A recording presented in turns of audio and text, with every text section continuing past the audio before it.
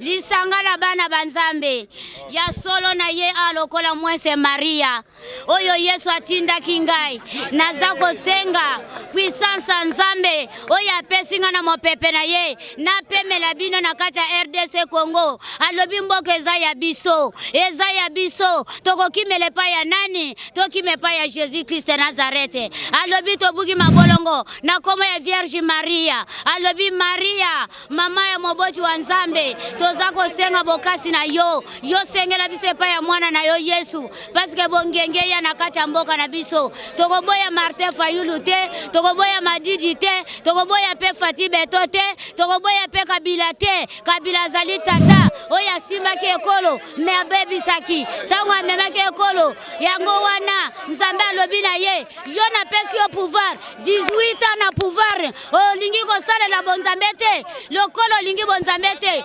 okamati bakor okomi komema na kinga 4 ozolia bango ozopesa bangubu ozopesa bankoi ozopesa balion ozopesa baliopard baza kolia bankoi Yesu ngana beleli kita sala Yesu nazaya yo yonyenga yo pesika ikinya molimo santo ekitana kingai alobi kita na kome ya Maria yangolo sema yaki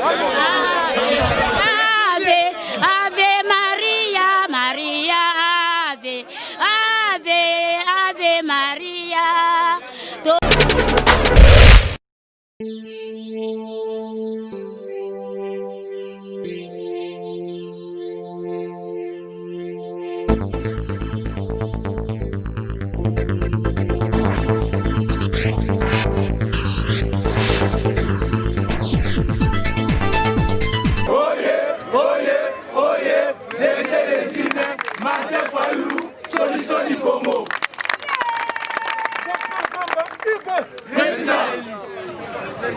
Martin Fayulu Madidi Président Eli Moïse Katoumi Président Attends, fais mon surtout Président Martin Fayulu Madidi Président Eli Président Eli Président Eli Solution du Congo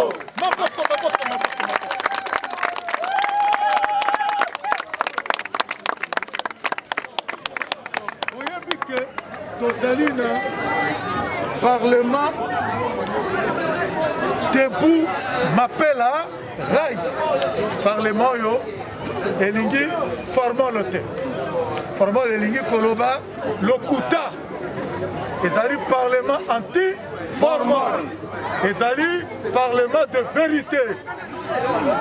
Ce que je peux cette information, il faut loba source oyo zwaki. Soit na chaîne telle na yokaki, soit na journal tel na monaki, soit ngai moko na monaki événement oye koloba. Donc komoko na yebisaki yo. Après to komi na ba analyse, après ba analyse to komi na ba question. Oko analyser na yokaki ndekalobaki information boye. To azwaki na chaîne boye, to na radio to na journal, tout analyser d'après votre état d'esprit ou analyser ce qui ne comme sous ayo qui analyse na yo yazana no ya contribution analyser ce qui question on pose des questions pour la compréhension et après to kabwana voilà ndenge biso to fonctionnaka na m'appelle à Rai ezali parlement debout la muka Namuka, iyo! Namuka, iyo! Namuka, iyo! Vérité désignée, Martin Fayulu, solution du Congo. Président! Président! Encore fait mon jeu, tout fou mon pas! Président! Moïse Katumbi Président! Martin Fayulu Madidi Président Eli! Président Eli! Président Eli! Solution du Congo! Tomoni ndeko na biso aye awa mpona kotala biso ndeko touti koloba programme na biso ndenge tobandaka mingi na 19h Et ce qui est commis à 30, directement au Fungoli.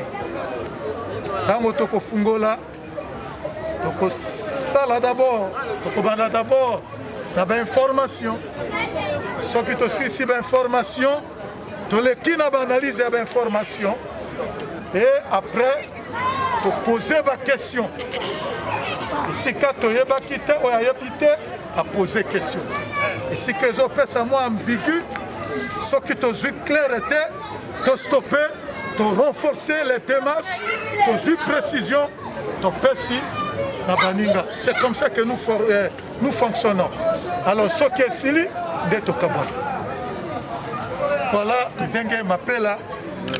Basalaka mosala na bango nani aza na information ye olobi et après mosusu au fur et à mesure après toleki na baanalyse et question nabuka oye pesa information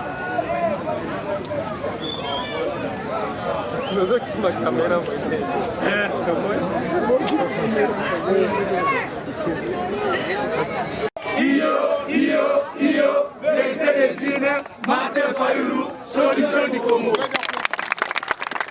Jean-Pierre Bemba Igwe. Président. Adolphe Mouzito Fumupa. Président. Moïse Katumbi Tchapoy. Président. Le prophète Martin Fayulu Madidi. Président Eli. La solution du Congo. Président Eli. Martin Fayulu Madidi. Président Eli. Président Eli. Président Eli. Solution du Congo. Merci. Namoni, Bilili et Elibiso. Tout ça là, une base Nord-Tine. Pourquoi c'est Nord-Tine? Parce que tous ici, nous sommes des coopérants. On est des responsables. On sort le matin, on revient le soir pour que ça analyse politique. Il faut tout ça le territoire congolais. Tous nous sommes censés avoir la politique en Boka. Alors, je suis l'un des enfants du président Patrice, que vous voyez ici. Et moi-même, je suis d'abord un candidat regretté des élections 2018. Je suis l'enfant du président Bob Bolaboy. Il est le cordon de l'Amouka d'Allemagne Domé. Alors, mon parti politique est RP2R, en sigle. C'est Rassemblement du peuple pour la démocratie et renouveau. Si nous sommes ici, parce que Toya Koloba, Tozoua, la solution, na Kachamboka, matali politique. Ok. Lelo tozali awa, toyaka awa po to sangana, to sa ba réflexion politique. Biso base oyo, tozali awa, nous soutenons personne, mais nous sommes derrière logique, il y a président élu Martin Fayulu. Parce qu'il a de bonnes idées, de bonnes ambitions au pays. Premièrement, j'aimerais vous dire ceci, Martin Fayulu, c'est la seule personne qui avait réclamé ce qu'on appelle la réforme des institutions. Entre autres, nous les Congolais, nous avons dit Oni Kolobana et Zali Pamba. Nous sommes déjà les traits partis et la caravane passe, les chiens boivent. Mais au jour d'aujourd'hui, partout et pour tout ça, comme Koloba, Makametali dialogue, Makametali réforme. C'est pourquoi j'ai toujours appelé Martin Fayulu, il est la solution du Congo. Si aujourd'hui, Congolais, sont bloqués, parce qu'il y a des mauvaises volontés, des mauvais types. Partout pour tout, en Afrique centrale, Afrique entière, Tokenaka, coalition.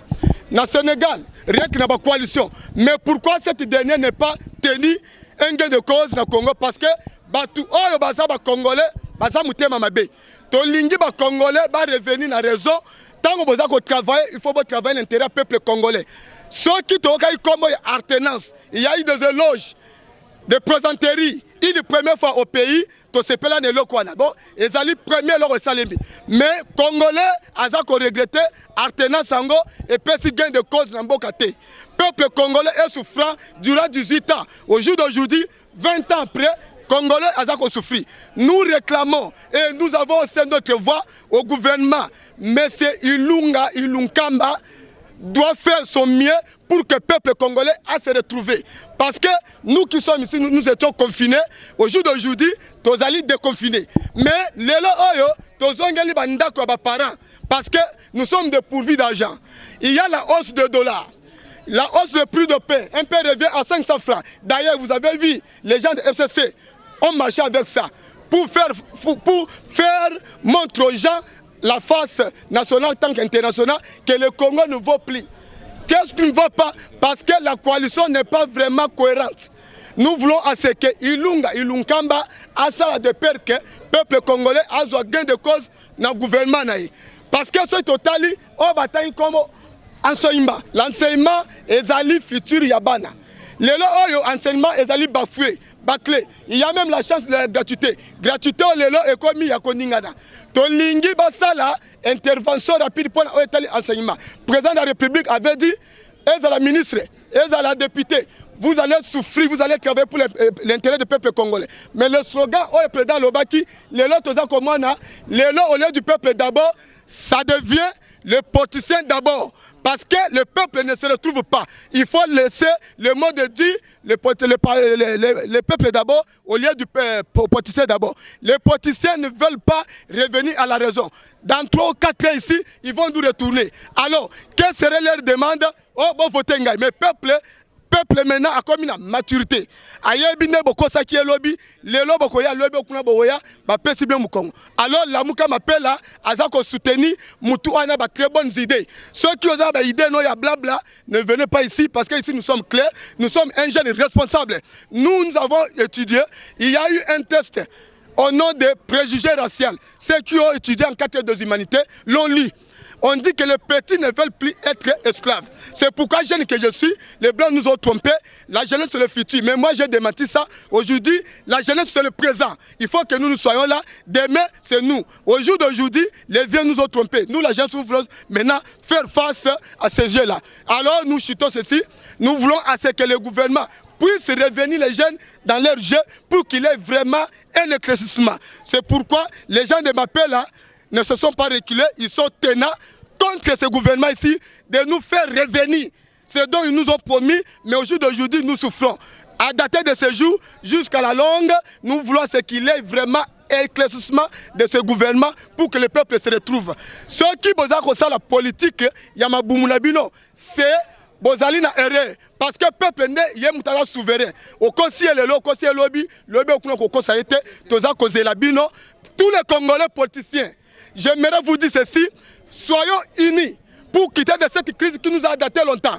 Et l'idée de M. Martin Fayulu m'a dit, c'est un monsieur que j'ai toujours aimé parce qu'il est vraiment tenant, il est strict, il est serein, il veut à ce que les Congolais se réunissent pour qu'il ait un bon de 15 afin que la population congolaise puisse se retrouver, aller à une réforme des institutions et puis aller à un dialogue. À bon entendeur.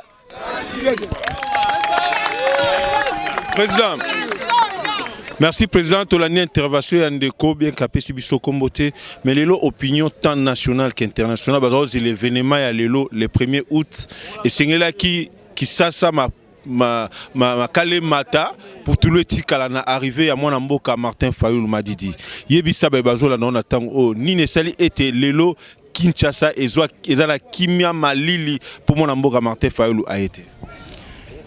Bon, d'abord, je m'appelle Patrice Imolongo. C'est moi le président du Parlement Debout Mapelaray. J'avais dit que nous fonctionnons à partir de 19h jusqu'à X temps. Nous donnons des informations, nous analysons et on pose des questions. Et après avoir terminé à poser des questions, on se sépare.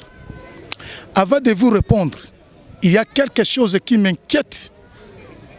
C'est aujourd'hui, nous voyons Cash avec FCC qui sont au pouvoir. Ce sont eux qui dirigent le pays. Vous m'excuserez parce qu'il y a un camarade qui déclare que je parle en lingala. Pour que ça soit clair, je vais parler lingala et français pour aider aussi les autres. Alors, je crois que je dois reprendre pour les amis. Je regrette beaucoup. J'ai vu IDPS marcher et après, il y a aussi PPRD qui marche et il y avait des morts et des blessés. Et si longtemps que le gouvernement d'aujourd'hui, c'est le gouvernement de IDPS, c'est-à-dire cash, avec FCC. C'est un gouvernement de coalition. Je ne sais pas pourquoi la marche de FCC et de l'UDPS.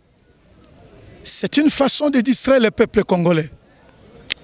Je regrette aussi les députés qui sont élus, si réellement ils savent qu'ils sont élus, le pouvoir est issu du peuple congolais.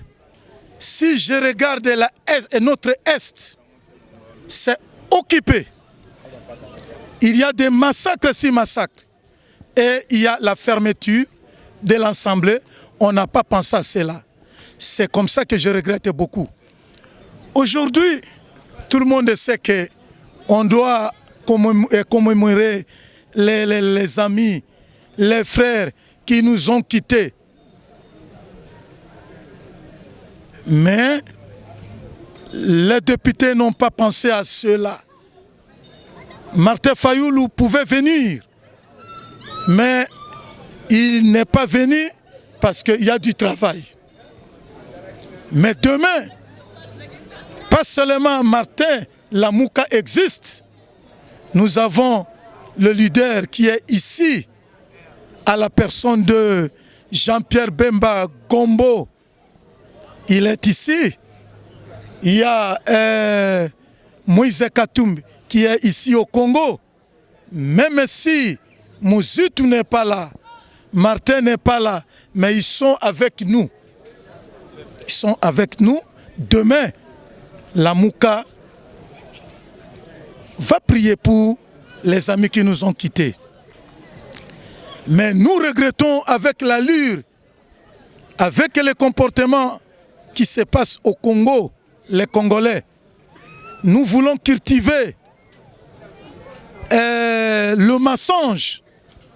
Or, le mensonge est toujours frappé par la vérité. La vérité frappe le mensonge. Nous invitons à tout chrétien, parce que le mensonge devient une maladie épisodique en RDC, à tel point que les pasteurs sont derrière le mensonge. Et nous voyons des conséquences pour certains. Nous demandons à tout Congolais de protéger notre patrie. Je demande à toute maman congolaise d'aimer le pays.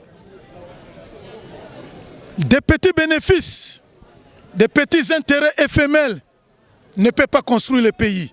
Nous allons construire le pays que dans la vérité, dans la transparence. Merci.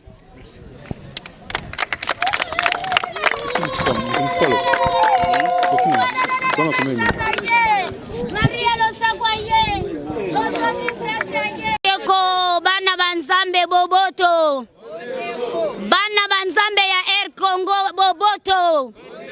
Bondeko. Esengo boboto. Esengo bolingo bolingo misala misala lisangala bana banzambe ya solo na ye alokola mwese Maria oyo Yesu atinda kingai nazako senga puissance nzambe oyo apesinga na mopepe na ye na pemela bino na kati ya RDC Congo alobi mboke eza ya biso tokokimele pa ya nani tokime pa ya Jésus Christ Nazareth alobi tobuki mabolongo na komo ya Vierge Maria alobi Maria mama ya mobochi wa nzambe tozako senga bokasi na yo sengela biso pa ya mwana na yo Yesu parce que bongenge ya na kati ya mboka na biso tokoboya Martin Fayoulou te tokoboya Madidi te tokoboya pe Fati Beto te tokoboya pe Kabila te Kabila zali tata oya simba ki ekolo me abebisaki tango amemaki ekolo yango wana nzambe alobi na ye yo na pesi yo pouvoir 18 ans na pouvoir olingi ko sala la bonzambe te lokolo lingi bonzambe te o okamati bakor okomi komema na kinga 4 ozolia bango ozopesa bangubu ozopesa bankoi ozopesa balion ozopesa baliopard baza kolia bankoi Yesu ngana beleli kita sala Yesu nazaya yo lolenge yo pesinga ikinya molimo santo ekitana kingai alobi kita na kome ya Maria ya ngolo siemo yaki Ave Ave Maria Maria Ave Ave Ave Maria totani baso na koko mabiso patana limere tosepeli mingi nakoya na bino lumière oyo c'est signifiable tozolakisa po kura ezalaka te gouvernement oyo ya mabe ata kura ezalaka te ata nini ezalaka te lelo tozotambola boye banzala e solution moko ya malamu eza te tozosenga na gouvernement bakoma bamibeko oyo po tokende na réforme esalama po tokende na élection ya malamu élection oyo ezokende ka toujours na kao tosepeli nango te tozosepela ete batiela biso sango ya malamu po ete amema gouvernement po ete tokende na élection ya malamu ete tosengi na président na biso Eli Martin Fayulu koya na ye ezala ya malamu Nzambe abatela ye na kombo na Yesu.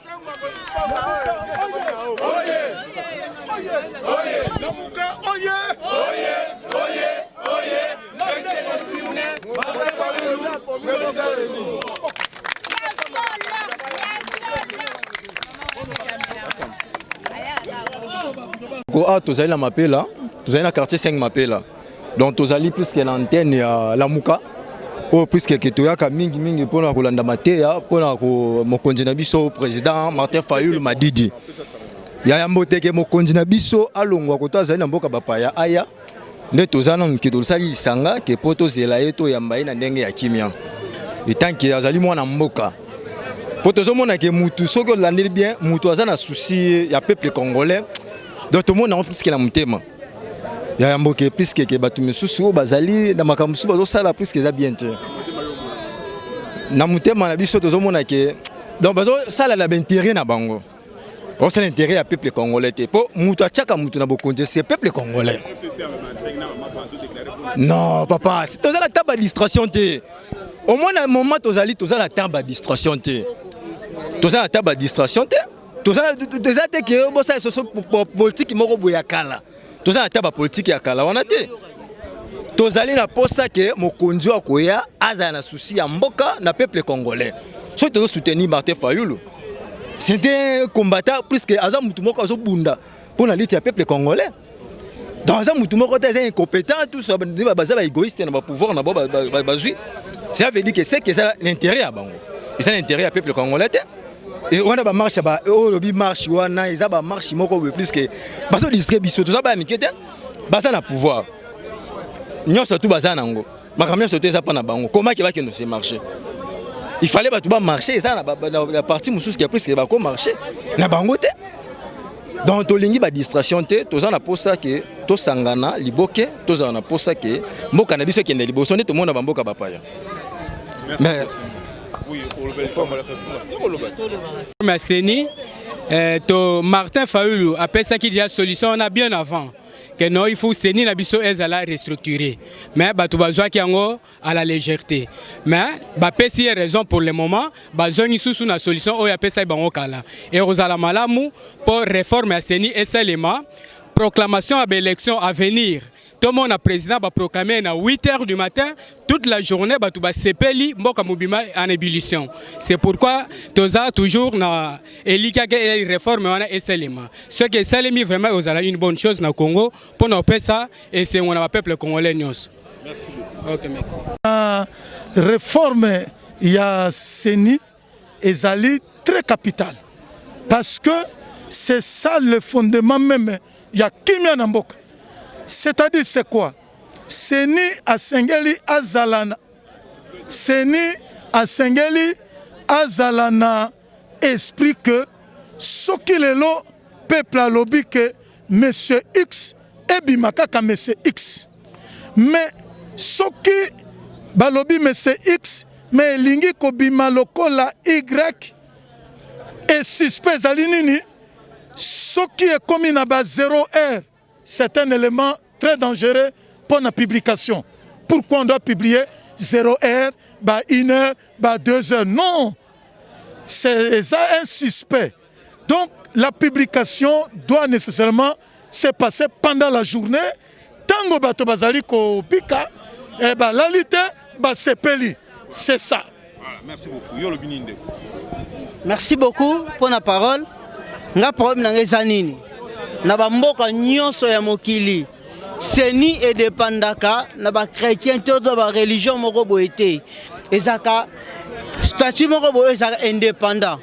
Alors lelo na lobby po na biso ezo senga keno bazongisa yango na maboko na biso peuple biso to bimisa mutu oyo akoki ko défendre biso na seni o biso nyoso peuple congolais akondima mutu wana ezala te na ba chrétien parce que biso nyoso toza corrompu. Mais biso oyo ba peuple oyo baza souffrant na vie ya lelo eza biso eza ba chrétien te yango eloko ezaki na biso yango wana. Merci beaucoup monsieur journaliste pour la maloba. Ngalingi na loba bevu ezama parce que na outil cimetière. Parmi ba 3 élections au esalama na pays na biso. Aucune élection oyo batia mutu au peuple à sa volonté naïe. Succès décide baramé des années. Baboyi malonda mais tous à la prida parce que tout le monde a sous malonda msu sur obima. Tous à la prida wana donc c'est ni à sa la volonté oyo peuple à kosenga. Tout oyo to boyi na biso peuple a sali volonté naïe tout le monde a sous volonté msu. En tout cas ce qui bon pays et obano kendeka kama mabe. Pelo on a resenga sur monsieur journaliste. Mboka na biso mobimba et soutenir ba marche autozo ko sala pona eza marche mo intérêt général eza mutu moko te eza pona biso nyonso en tout cas ba marche ba makele eza raté voilà tout ce qui ça na yo makanisi zande mais merci pour la parole ndebo pesingai makanisi nanga ezali vraiment ti lelo to regrettera na kati ya Congo démocratique 60 ans au biso tozana ngo na kati ya pays jusqu'à présent Congo ezoko tourner ka sikamo pona ni ba dirigeant na biso o ba bimaka nane za na volonté ya biso ba population ti bazala na volonté na bango clique ya bato moko boye ba yokani ba bimisi mutu na volonté nango mais cette fois ici donc congolais asa éveillé politique ezala ka ya kala eza o ya leloté donc soki kaka bamba bazo manipuler biso ba congolais eloko wana tiko sima nango disoté donc eloko wana esuki kaka 60 ans oyo biso peuple congolais tozo se retrouver nango esili wana puisque groupe abatu wana o ba manipuler ka Congo l'air news wana tozaki éveillé te mais na minute oyo ce qu'il faut pas biso moko ba peuple tozo zwa Congo na biso en charge toko lire surtout tikela bango lisusu te pona ni trop c'est trop bazo monisa biso pasi bango bana na bango baza bien na bango donc biso ba peuple ba petit peuple dozo souffrir mais bango baza bien mais cette fois ici en tout cas trop c'est trop et silwana biso mo ba peuple to bandozo décision na biso na kati ya pays na biso po eza ya biso merci. OK. Kambo c'est tout. Kuna. Esili kambo.